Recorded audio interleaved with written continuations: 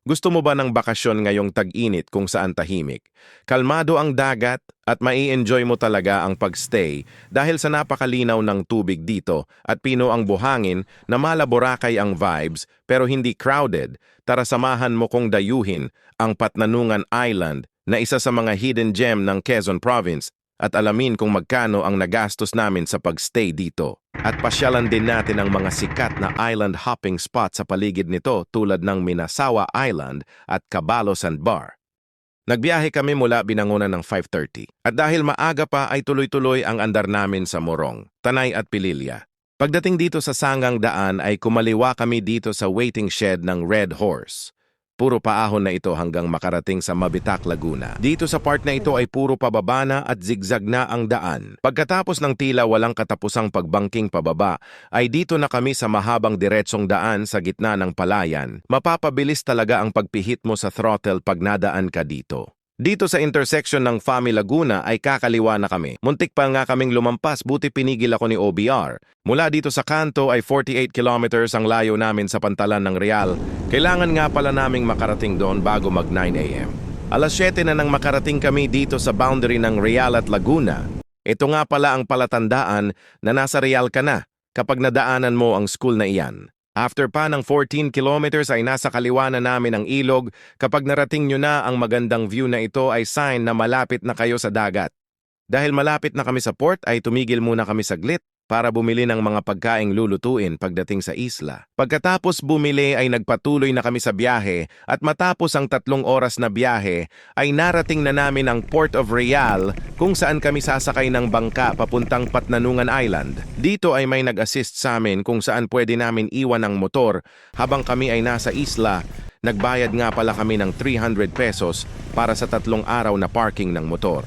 Pagkatapos kunin ang mga gamit sa motor ay naglakad na kami sa loob ng port para bumili ng aming ticket bago sumakay sa bangka. Nagpalista muna kami at pagkatapos ay nagbayad ng 1,200 pesos para sa 2 ticket. 8:40 na nang sumakay kami ng bangka. Ang oras nga pala ng biyahe dito ay 10 a.m.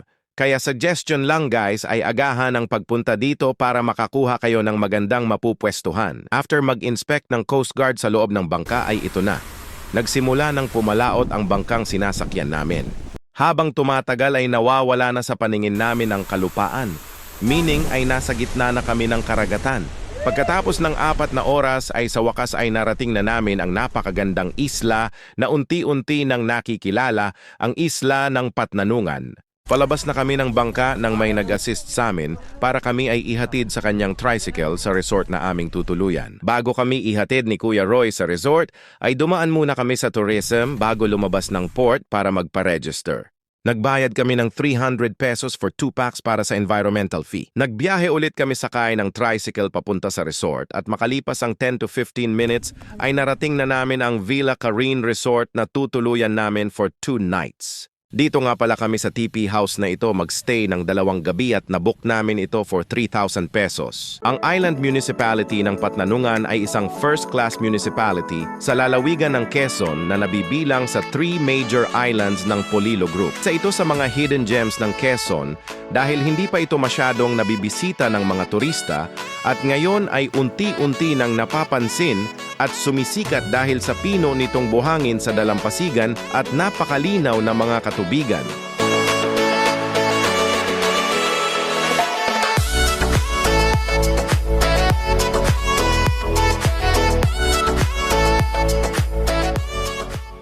Day 2 ng aming stay dito sa isla ay mag-a-island hopping kami. Bago ang lahat ay nag-breakfast muna kami at nag-relax.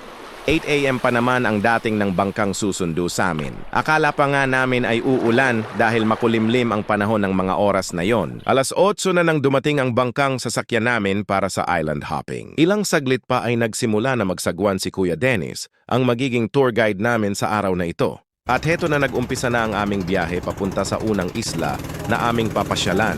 Excited na kami. Mula sa bangka ay natatanaw na namin ang isla. At after 30 minutes, ay heto na nasa kaliwa na namin ang dalampasigan ng Minasawa Island. Pagdating namin ay may sumalubong sa aming mga aso na para bang wini-welcome kami. Naisip ko na mabuti pa ang mga aso na tuloy na ang swimming nila, kayo nag-aaway pa rin sa ambagan. Grabe, napakaganda sa islang ito na isa ring bird sanctuary na protektado ng DENR. Dahil maaliwalas na ang panahon dito ay lumitaw ang ganda ng isla. Crystal clear ang tubig, pino din ang buhangin dito. Napakalinis ng lugar at napakatahimik din, tanging huni ng ibon at alon ng dagat lang ang maririnig. Sa sobrang linaw pa nga ng tubig dito ay para bang nakalutang lang sa hangin ang bangkang nakapark sa pampang. Sunod naman naming pinuntahan ay ang Caballo Sandbar na 30 minutes lang din ang layo mula sa Minasawa Island. Pagdating namin dito ay paalis na ang isang bangka ng mga turista na nasa kabilang bahagi ng sandbar, kaya naging solo na namin ang lugar. Habang naglalakad ay namamangha talaga ako sa pagkaputi ng buhangin dito at napakalinaw din ng tubig at napapasabi na lang na wow, may ganito pala sa Quezon. Bago kami umalis ay nagtampisaw muna kami sa napakalinaw na tubig upang masulit namin ang pagpunta dito sa sandbar. 11 a.m. na nang nagpasya kaming bumalik na sa Patnanungan at habang nasa biyahe ay unti-unti nang lumalakas ang hangin at alon, kaya naman parang dinuduyan ang aming bangka. Pagkatapos ang isang oras na biyahe ay nakabalik na kami sa isla. Bago lumubog ang araw ay dito na kami sa tabing dagat naghapunan upang masilayan for the last time ang sunset bago kami umuwi. Narito nga pala ang breakdown ng mga nagastos namin sa pagpunta dito sa isla. Sa kabuuan, ang total ng nagastos namin ay 9,320 for 2 packs only. Kaya kung gusto mo ng tahimik at sulit na bakasyon, tara na sa Patnanungan Island, ang hidden gem ng Quezon.